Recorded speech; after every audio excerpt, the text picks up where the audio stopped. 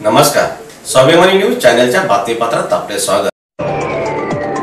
धुळे जिल्हा क्रीडा संकुलात आजपासून भीम केसरी कुस्ती स्पर्धेला झाली सुरुवात।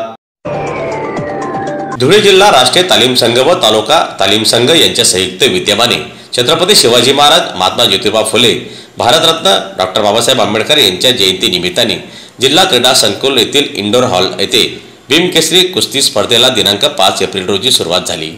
दरम्यान राष्ट्रीय खेळाडू व महाराष्ट्र चॅम्पियन पैलवान योगेश भाऊ पगारे यांच्या पुढाकाराने या कुस्ती स्पर्धेचे आयोजन करण्यात आलेले असून दिनांक 6 एप्रिल रोजी कुस्ती स्पर्धेचा समारोप होणार आहे।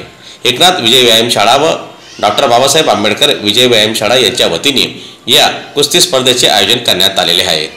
दरम्यान या स्पर्धेत सुमारे 200 मल्लांनी सहभाग घेतलेला आहे। आज विविध मान्यवरांच्या हस्ते कुस्त्या लावण्यात आल्या।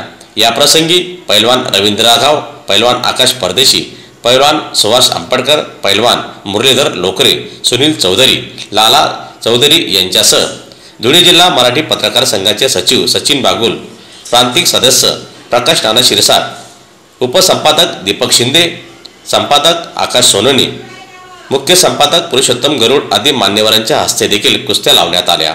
या प्रसंगी मोठ्या संख्येने मल्ल उपस्थित होते।